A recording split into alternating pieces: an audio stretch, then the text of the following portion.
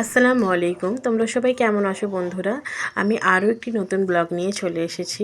বলো তোমরা সবাই ভালো আছো তো? তো যাই হোক, আমার ব্লগ কিন্তু তোমাদের কেমন লাগছে আমাকে কিন্তু কমেন্টে অবশ্যই জানাবে। আমি ঠিকঠাক ব্লগ বানাতে পারছি তো, নাকি আমার কোথাও ভুল হচ্ছে? আমার যদি কোথাও ভুল হয় তোমরা কিন্তু আমাকে সেখানটায় কিন্তু বুঝিয়ে দেবে।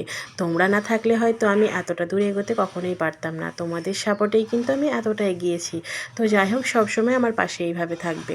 তো যাই হোক, দেখো শীতের সন্ধ্যায় কিন্তু আমরা সবাই একটু পিঠেপুলি খেতে চাই, তাই না? তো শীতের সময় এই পিঠেপুলির একটা স্বাদই আলাদা। তো বছরের স্বাদ বলে কথা, বছরে একবারই তো আমরা এইসব পিঠেপুলি খেতে পারি, তাই না? তো যাই হোক, সবাই তো আর পিঠেপুলি বানাতে পারে না। তো যাই হোক, আমাদের কিন্তু এই সেজু মনটা খুব ভালোই পিঠে বানায়। তো যাই হোক, আজকে কিন্তু পাকান খাবার খুব ইচ্ছা হয়েছিল আমার আব্বুর। তো আমরা সবাই মিলেই কাজে লেগে পড়লাম, পাকান বানানো শুরু করে দিলাম। খুব সুন্দর কিন্তু পাকানগুলো ফুলছিল।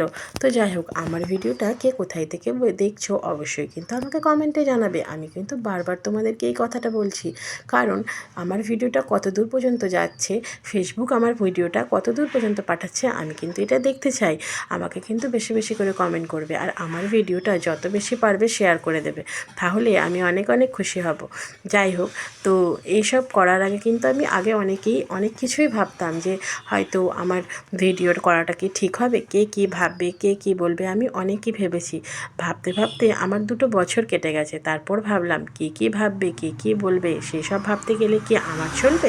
তো যাই হোক, আমি কিন্তু ফেসবুকে কাজ করতে খুব আনন্দ পাই। ফেসবুকে এইভাবে যে থেকে আমি কাজ করছি, আমার কিন্তু মনটাও ভালো থাকে, আমার সময়টাও কেটে যায়। ঠিক আছে? তো যাই হোক, আমাকে কিন্তু এগিয়ে নিয়ে যাওয়ার দায়িত্ব তোমাদের। তোমরা কিন্তু আমার ব্লগটাকে অনেক অনেক বেশি করে শেয়ার করবে। তো যাই হোক, আমার এই ব্লগটি কেমন লাগলো অবশ্যই জানাবে। Thank you.